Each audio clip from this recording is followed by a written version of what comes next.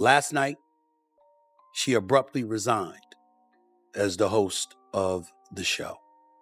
And to say that I'm quite sad about it is an understatement. That was Stephen A. Smith, completely blindsided by his co-host's sudden departure. Molly Qerim had been the face of First Take for over a decade, but something went terribly, shockingly wrong behind the scenes, and it couldn't stay hidden anymore. Now she's signed a massive new deal outside ESPN, and the network's top bosses are reportedly furious. So what really went down here? Let's break it all apart. The shocking exit that left everyone speechless and the media buzzing nonstop. What started as just another Monday at ESPN's Bristol headquarters quickly spiraled into one of the most dramatic, unforgettable departures in sports media history when Molly Qerim stormed out of the First Take studio on September 15, 2025. Nobody, not even her longtime co-host Stephen A. Smith, saw what was about to explode next. But what happened in the following 48 hours would send shockwaves across the entire sports broadcasting world and expose the ugly truth about how ESPN really treats its biggest talent. Picture this. It's Monday, September 15th, and Molly Qerim is doing what she's done flawlessly for over a decade, expertly moderating those fiery debates between Stephen A. Smith and the ever-changing cast of analysts on First Take. She's in her element, keeping the chaos in check with that signature poise, that steady voice, and the professionalism that made her completely indispensable to ESPN's flagship morning program. The cameras are rolling, the arguments are heating up, and everything looks perfectly normal to millions of viewers at home. But behind Molly's composed eyes and that warm, practiced smile, a storm was brewing that would soon change everything in her career forever. After the show wrapped, Molly quietly packed up her belongings, kept her cool, and walked straight out of that studio for what would be the very last time. She headed home, most likely thinking about those dragging contract negotiations, the insulting lowball offers, and the increasingly frustrating conversations with ESPN executives who seem to value everyone except the very woman who helped turn First Take into a ratings machine. Little did she know that by the time she opened her eyes the next morning, her entire world would be flipped upside down. Because that very night, while Molly was asleep, Sports Business Journal's Austin Karp dropped a bombshell report that no one expected. The headline read, "Sources, Molly Qerim leaving ESPN First Take." Miss Molly Qerim, longtime host for ESPN's First Take, my day job, where she has been the last 10 years. Last night, she abruptly resigned as the host of the show. And to say that I'm quite sad about it is an understatement. And instantly, what was supposed to be a private battle between Qerim and ESPN exploded into front-page news across the sports media landscape, dragging every hidden detail into the spotlight. The report laid it all out. Molly Qerim had turned down ESPN's renewal offer after months of tense talks, citing misaligned visions for her future. She wanted to finally turn the page after 10 long years sitting beside Stephen A. Smith on First Take. Do I have an idea? Of course I do. Am I going to share it with you? No. Because again, that's her story to tell.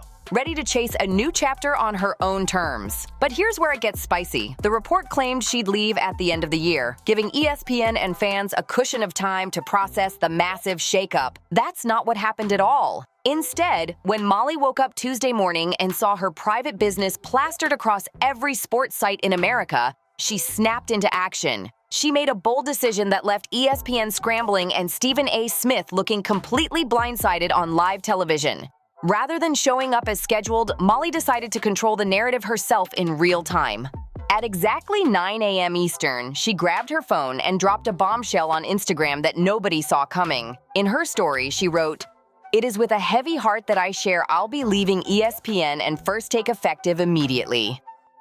Grateful doesn't begin to cover my 10 incredible years here. This show changed my life. To the fans, thank you for the love. To my team, your family. Excited for what's next."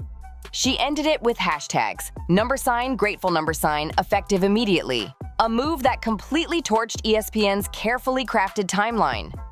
Not at the end of the year, as the leaked report suggested, not after a farewell tour, not even after a proper goodbye. Immediately. Just like that, one of the most composed and professional faces in sports media slammed the door shut and walked away from a multi-million-dollar contract in a single post. The internet went wild. Her Instagram story racked up over 500,000 views within the first hour, and social media absolutely erupted with theories and chaos. Molly Qerim shot straight to the top of nationwide trends, and suddenly everyone was demanding answers. What the hell just went down at ESPN? How could someone go from hosting on Monday to being completely finished by Tuesday morning? But the real gut punch came later that afternoon when First Take went live. There was Stephen A. Smith, sitting all alone at that familiar desk, looking visibly shaken as he delivered the news that left millions of viewers completely stunned. The news hit like a freight train. No warning, no farewell tour, just chaos. This wasn't a planned exit. This wasn't some friendly handshake agreement. This was Molly Qerim essentially rage-quitting one of the most coveted hosting gigs in all of sports media, and absolutely nobody saw it coming. Stephen A.'s words that day were careful, measured, polished as ever. But you could see the frustration bleeding through his eyes. Here was a man who had stood beside Molly for a full decade. And even he looked caught off guard by not only the timing, but the cold, final way she made her exit. It was shock painted right across his face, even if his mouth tried to play it cool.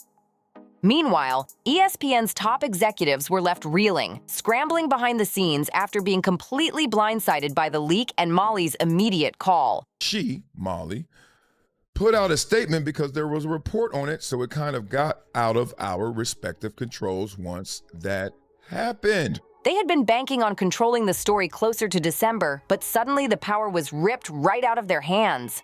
And what made it sting even worse was the timing, smack in the middle of football season, the golden window where First Take's ratings are at their hottest, debates are explosive, and ESPN needs its full A-team on deck. Instead, they were left with a gaping hole in their flagship show and no clear plan to patch it up. Ironically, ratings for that first Molly-less episode actually spiked, jumping 15% year over year, peaking at 750,000 viewers. But everyone knew the surge wasn't about the content. It was pure drama-fueled curiosity. I'm talking about Stephen A. Smith as well, because remember, he's an executive producer on that show, and as he will always remind you, that's his show. People weren't tuning in to hear Stephen A.'s takes on the NFL. They wanted to see the wreckage, to witness what the hell was unraveling live on ESPN's biggest stage.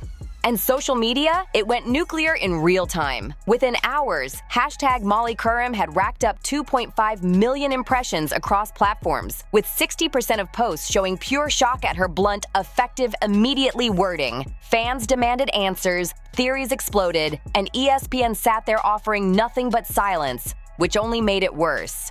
Perkins just talked about that recently, about how Stephen A. Smith has that pull. Stephen A. Smith even talked about that when he checked Cam Newton recently, talking about, hey, I've hooked a lot of guys up with money around here. But here's where the story gets even juicier. This wasn't just about one woman quitting her job. No, this was about tensions and battles that had been boiling behind closed doors for months, maybe even years. Hey, you can get the money if I sign off on it, or you can get what you want if I sign off on it. But the thing is, he did. In fact, contract talks had started way back in January 2025, long before Molly's deal was even set to expire at the year's end, meaning the drama had been brewing under the surface for far too long. What should have been routine renewal talks spiraled into something way uglier than anyone imagined. Molly Qerim wasn't just any host. She was the woman who took First Take from a niche morning debate show into ESPN's crown jewel, their highest-rated daily program averaging over 600,000 loyal viewers. Under her steady moderation, viewership surged. One thing she didn't mention was anybody by name, including Stephen A. Smith. Now, I've left a show or two before, and trust me, you're gonna name some names, when you leave that. Just think about Shannon Sharp when he left Undisputed. Goodness, it took about 10 minutes of all the names he dropped. That's my point. Molly didn't do that. So that lets you know already there's some friction behind the scenes. 45% between 2015 and 2024, with the show raking in over $100 million a year in advertising revenue. She wasn't just a moderator, she was the engine behind the entire show's success. Yet despite the accolades, despite being Emmy-nominated, despite being the one person who could rein in Stephen A. Smith's bombastic outbursts and keep the circus balanced, ESPN's renewal offer was downright insulting. Molly had been making around $500,000 a year, while her co-host Stephen A. Smith was pulling down an eye-popping $20 million annually. That's a staggering 40-to-1 ratio. The details, quite frankly, are none of y'all business. But it's not as if I know all the details. It was a contract negotiation that was going on. Let that sink in. The co-pilot of the very same show being treated like a sidekick in paychecks. And the final offer? ESPN slapped down a 4-year deal worth between $700,000 to $850,000 base, with a 5% bump each year and about $200,000 in incentives. For the average broadcaster, maybe that sounds decent. But for the woman carrying ESPN's flagship morning show, for the one who boosted female viewership by nearly 30% and brought mainstream advertisers through the door, it was nothing short of a slap in the face. And it didn't stop with the money. ESPN wanted to stretch her thin, demanding she spend 20% of her time on non-first take projects. ESPN Plus documentaries, women's sports panels, branded specials, basically trying to dilute her star power while keeping her salary artificially suppressed. Sources inside describe the deal as straight-up disrespectful. She's like, why am I sitting in a situation that I know won't get better? Think about it. You too. Beat it up in the comments. Tell me your thoughts about it. But when you know you need to do something and you know it's best for you, what you waiting for? I think Molly woke up that morning, Tuesday morning, and said, what am I waiting for? Not only because of the lowball number, but because it signaled ESPN saw Molly as replaceable, an interchangeable piece in their massive machine. But here's the real kicker. While lowballing Molly, ESPN was busy rolling out red carpets and fat extensions for other talent. The very same day her exit hit the wires, ESPN proudly announced a multi-year extension for rising NBA reporter Malika Andrews, fueling speculation that the network had already planned Molly's exit. How did he know so much about Shannon's situation? And as soon as Shannon went through that fire, he was the first one on air saying, come on, man, and talking on both sides because of the bosses, because he was in that meeting. And was grooming her replacement behind closed doors. So when that Sports Business Journal leak blasted Molly's contract battle across the entire industry, it was the last straw. After months of frustration, insulting offers, and what looked like a systematic effort to devalue her, the private war became a public embarrassment that ESPN couldn't spin away. Suddenly, the power balance shifted and Molly called their bluff, walking away and leaving ESPN in damage control mode. Even ESPN's president of content, Burke Magnus, had to scramble with explanations. In an interview with The Athletic, he admitted the SBJ leak forced our hand, saying negotiations weren't totally aligned on roles beyond first take, but insisted they wanted Molly to stay in some capacity. The cracks in his voice told the real story. ESPN got caught, and Molly wasn't having it anymore. She chose a clean break, and once the story leaked, acting fast made perfect sense. In corporate speak, a clean break really meant, we messed up bad, and now we're scrambling to salvage whatever's left. ESPN never thought Molly would actually slam the door shut so decisively. They assumed they could lowball her, string her along, and eventually corner her into signing their terms. But they were dead wrong. Her bold move blew the lid off ESPN's toxic culture. And if you think Molly's sudden exit was just about money, you're missing the bigger, juicier picture. Because what happened next ripped open ESPN's power dynamics and revealed how poisonous the environment had gotten behind the polished cameras. Enter Marcellus Wiley, former ESPN host turned podcast powerhouse, who dropped a theory so explosive it sent tremors through the entire sports media industry. Just 5 days after Molly's dramatic walkout, Wiley uploaded a podcast to YouTube that racked up 1.3 million views in no time. His claim? Molly didn't simply quit, She pulled off one of the most calculated, brilliant power plays in television history. That framing flipped the entire narrative on its head, making ESPN look even weaker. But Wiley wasn't done. His theory cut much deeper than money negotiations or Instagram posts. He alleged that Molly had been boxed out by Stephen A. Smith's monster influence at the network, and by walking away, she was making a statement ESPN could never ignore. This is where it gets wild, because it exposed just how much power Stephen A. has at ESPN. We're not talking about just being a co-host. No, we're talking about one man holding so much weight that he essentially dictated the future of everyone around him. Stephen A.'s current mega deal with ESPN, worth a jaw-dropping $105 million over 5 years, plus another $12 million from SiriusXM, bringing his annual haul to nearly $40 million. And with that kind of cash comes influence that borders on absolute control. Smith isn't just talent, he's an executive producer, giving him a seat at the table on who gets hired, who gets fired, and how much everyone else gets paid. Wiley reminded viewers that Stephen A. had flexed his muscle before, helping negotiate sweeter deals for personalities like Kendrick Perkins, Dan Orlovsky, and Ryan Clark. That influence kept them loyal.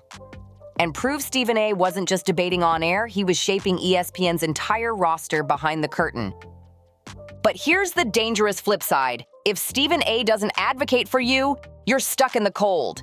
And according to Wiley's bombshell theory, that's exactly the trap Molly Qerim found herself in. Boxed out, undervalued, and finally done playing along with the politics. The implications of that are staggering. It wasn't just a resignation. It was a rebellion against ESPN's power game. If Wiley's theory holds water, then Molly wasn't just negotiating with ESPN brass. She was effectively having to get Stephen A. Smith's blessing for any serious career move. Imagine that. You help build a billion-dollar show, but your future depends on whether the guy sitting beside you decides you're worthy of advancement. That's not partnership. That's power imbalance, and there's evidence backing it up loud and clear. Just look at what's happened to other first-take personalities over the years. Max Kellerman? Pushed out in 2023 after never fully clicking with Stephen A. Shannon Sharpe, left for Fox Sports 1 after his own clashes with ESPN's internal politics. The pattern is obvious. The network allowed one man to accumulate so much influence that everyone else's job security was tied directly to him. And the most damning proof of Wiley's theory came down to timing, the way Molly left and what it said about her relationship with Stephen A. This detail is crucial. When someone exits after 10 long years on air, especially alongside a co-host they supposedly respect, you'd expect some kind of warm acknowledgement. A thank you, a shout-out, something. Molly's Instagram post thanked the fans, called her team family, but noticeably didn't mention Stephen A. Smith at all. That silence was deafening, like a red flag waving in plain sight. And the awkwardness? It wasn't one-sided. Stephen A. may have stayed polished on air, offering kind words, but his delivery felt stiff, guarded, almost forced. It didn't sound like a man grieving the loss of a trusted partner. It sounded like a man trying to patch cracks without showing how deep they ran. When he snapped on camera with his none of your business comment, it exposed everything. Those weren't the words of a sad colleague. They were the words of someone defensive, someone hiding the fact that there was way more drama behind the curtain. According to multiple insiders, Molly and Stephen A.'s working relationship had been unraveling for a while. Production logs reportedly showed Stephen A. dominating 60 to 65% of the speaking time per episode, while Molly was left with only 15 to 20%. She had essentially been reduced to a traffic cop, someone managing Smith's endless monologues instead of contributing as an equal voice. In fact, one 2024 episode showed Stephen A. jokingly cutting Molly off mid-sentence, a small moment that, looking back, spoke volumes about where their dynamic truly stood. Sentence, Molly. I'm talking here. That one moment went viral, racking up over 500,000 views on social media and sparking the fiery hashtag #, Let Molly Speak. What Stephen A. brushed off as playful banter didn't land that way with fans. they saw something different. A woman being sidelined and dismissed on her own stage, and that clip became symbolic of deeper issues brewing under the surface. Because the problems weren't just about airtime. Insiders revealed Stephen A. held outsized influence over the show's entire direction, segment choices, guest lineups, even topic priorities, often bypassing Molly's input completely. She wanted to shape the debates and have a voice in the narrative, not just referee the chaos. But with Stephen A.'s grip tightening, his vision steamrolled nearly every production decision, leaving her boxed out. And then came the personal comments. Smith's on-air jabs about Molly's eating habits, her personal life, even throwaway references to her 2021 divorce from former NBA player Jalen Rose. Some fans laughed it off as playful, but many others called it disrespectful and flat-out unprofessional. A source close to Molly admitted she was privately uncomfortable with these remarks, feeling they chipped away at her authority in front of millions of viewers. All of this built to a breaking point, and according to Wiley's explosive theory, the leaked contract drama was simply the trigger Molly needed. By walking away instantly and leaving Stephen A. stranded to carry First Take alone, she was making a statement impossible to ignore. The message was clear. First Take needed Molly Qerim far more than Molly needed First Take, and fans ate it up. Social media lit up again with hashtag Molly's Revenge, generating over 5,000 posts in days. Polls showed 65% of fans agreed she had been overlooked and underappreciated by ESPN. Comments poured in from longtime viewers pointing out exactly what Wiley described. The way Stephen A. dominated conversations, the way Molly's role kept shrinking, the subtle power imbalance that had been impossible to miss once you looked closely. But the sharpest part of Wiley's analysis went beyond Molly. It was about ESPN itself. This wasn't just a co-host conflict. It was about a network that had enabled a system where one man's massive influence could shape or break everyone else's career. Wiley argued that Stephen A.'s access to executives gave him privileges others didn't. He knew about personnel shifts before they happened, was consulted on major calls, and could use that leverage to push colleagues up or down the ladder. And that kind of power structure? It's toxic. It forces talent to curry favor with their coworkers instead of just doing their jobs freely, creating an atmosphere of competition, silence, and survival inside the biggest stage in sports media. What does all this mean? It means that at ESPN, career advancement often depends as much on personal alliances as it does on actual performance. And that kind of setup inevitably leads to situations like Molly's, where someone exceptionally qualified, crucial to the show's success, still hits a wall because she doesn't have the right person in her corner. And the gender dynamics? They can't be brushed aside either. A 2025 Sports Media Watch study revealed that female hosts in debate-driven formats face 30% higher scrutiny and earn a shocking 35% less than their male counterparts. Molly's story was a textbook example of that inequality, a woman absolutely central to the show's dominance, yet offered only scraps compared to what her male co-host was raking in.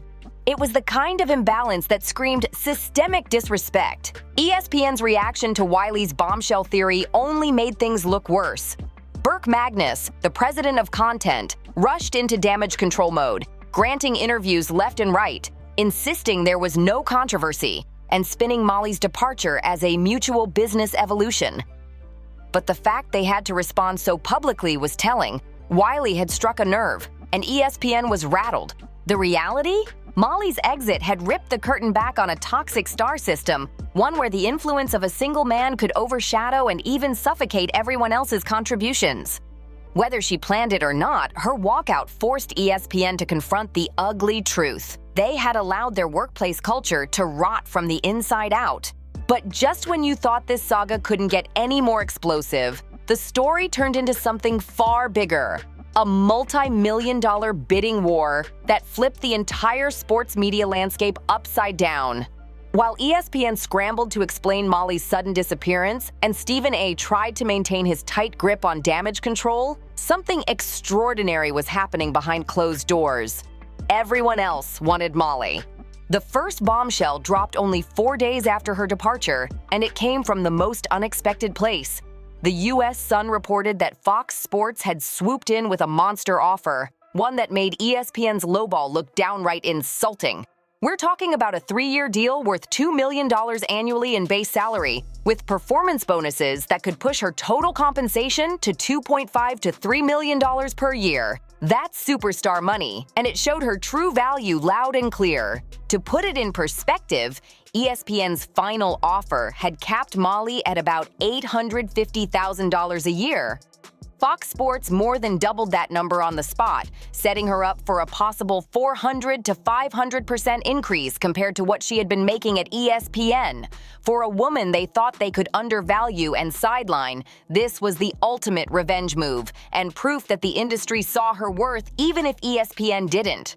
It was the kind of offer that doesn't just change your bank account, it rewrites your entire career trajectory overnight.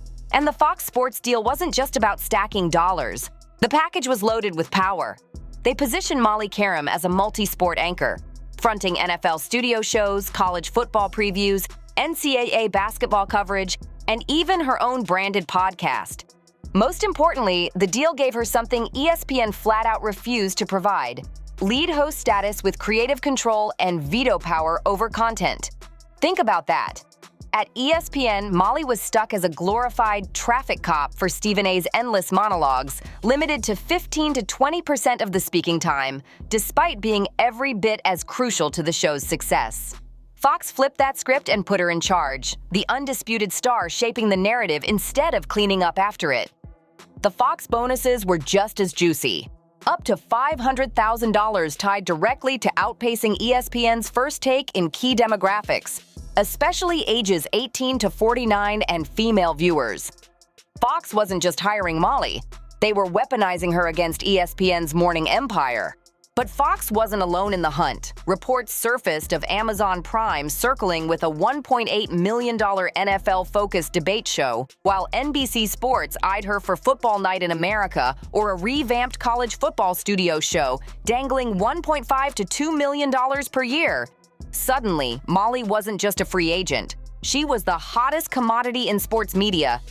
The frenzy revealed what ESPN had refused to acknowledge for years: Molly's true market value. For too long, they treated her as a replaceable moderator, the referee to the so-called stars. But the instant high-dollar offers from rival giants exposed the lie. These weren't charity pitches. They were big-money, strategic plays to lock down a legitimate star. And ESPN's response? Pure corporate spin. Instead of admitting they fumbled, they doubled down. Burke Magnus fed The Athletic the line: "Our discussions with Molly evolved, and we respect her decision for new horizons." The tryouts ensure First Take stays dynamic. Translation: "We blew it, but we'll pretend this was the plan all along." Meanwhile, rivals were dangling multi-million-dollar deals and total creative freedom, while ESPN was busy holding auditions to replace someone they treated as disposable. That's corporate embarrassment at the highest level, and it only got worse, because First Take itself began to stumble. Yes, ratings initially held steady, fueled by curiosity around the drama, but cracks showed fast. Episodes with interim hosts like Ryan Clark exposed how much Stephen A. relied on Molly's balancing act. His interruptions dropped 10% on average, almost as if he knew the chemistry wasn't the same without her steadying hand. Fans noticed too. Social media buzzed with posts like, "The show feels off without Molly's flow." And polls showed 70% of viewers backed Molly's move, doubting whether First Take could keep its quality intact. And the gender pay gap? Molly's exit turned the numbers into a spotlight. A 2025 Sports Media Watch report showed female hosts earned 35% less than men in debate formats. That wasn't a stat. It was Molly's lived reality. Stephen A. pockets $20 million a year from ESPN. If Molly had earned even 10% of that, a reasonable figure given the show generates $100 million in ad revenue, she'd be pulling $2 million annually. Instead, ESPN capped her at $850,000 and expected gratitude. Fox's offer validated what insiders had long suspected: Molly Qerim wasn't undervalued because of talent. She was undervalued because ESPN fell into the trap of assuming moderators are less important than the stars they moderate. That assumption just detonated in their faces. And the strategic play? Fox was making a direct assault on ESPN's dominance. By elevating Molly from sidekick to star, they weren't just hiring talent. They were grabbing the one piece of ESPN's puzzle that Stephen A. could never replace. History proves this works. Skip Bayless carried audience loyalty from ESPN to Fox. Shannon Sharpe did the same when he jumped networks. But Molly's move was even bigger, because this time, the moderator became the main event. Insiders say Molly is deliberately taking her time, letting offers pile up through late October to maximize leverage. That's not hesitation. That's strategy. A woman who watched this industry undervalue her for a decade is now dictating her own worth, and every network knows the price of underestimating her has skyrocketed. So here's the bottom line. ESPN thought they could lowball Molly Qerim into submission. Instead, they created a bidding war that embarrassed their brand, exposed their culture, and turned their so-called traffic cop into the biggest free agent in sports media. And that's why this story isn't over. It's only heating up. What do you think? Should Molly take the Fox Sports bag and crush First Take head-on? Or will she shock the world and team up with streaming giants like Amazon to build something totally new? Drop your thoughts in the comments right now, and don't forget, smash that like button, hit subscribe, share this video with your crew, and I'll see you on the next one.